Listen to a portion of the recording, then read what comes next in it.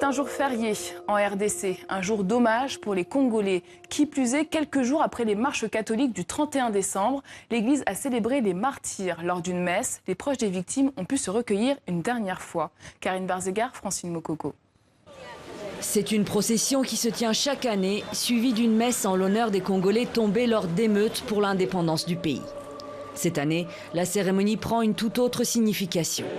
Rassemblée autour de l'archevêque de Kinshasa, l'Église catholique congolaise fait corps et rend hommage aux morts du 31 décembre dernier.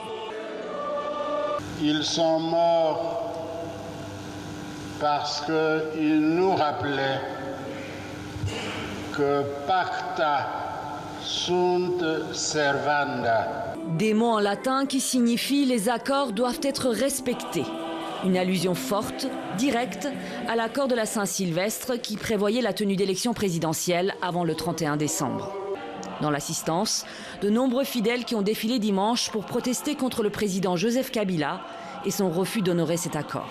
Également présents, les prêtres de leur paroisse, encore sous le choc des événements.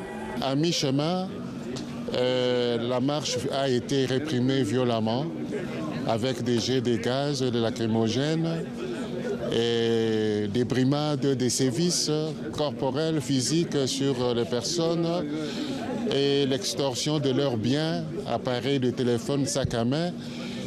Et après, quand nous avons commencé à ramasser les blessés, nous avons vu qu'il y en a qui étaient blessés à balles réelles. Devant la cathédrale, plusieurs fidèles portent encore les stigmates des violences, des blessures qu'ils affichent devant les caméras. D'autres familles n'ont toujours pas réussi à récupérer ou à enterrer les corps de leurs proches. Richard Ibanda a perdu son neveu, héritier 28 ans, est mort à la sortie de la messe. C'est sur le chemin entre l'église et chez lui qu'il est tombé sur une jeep de policiers et de militaires qui lui ont tiré dessus. Mon neveu n'est pas un terroriste comme l'affirment les autorités. Il avait une femme et 2 enfants qui sont aujourd'hui orphelins. Ce n'est pas un brigand, c'est un maçon que tout le monde connaît dans le quartier. Selon les autorités, les violences ont fait 4 morts, dont un policier.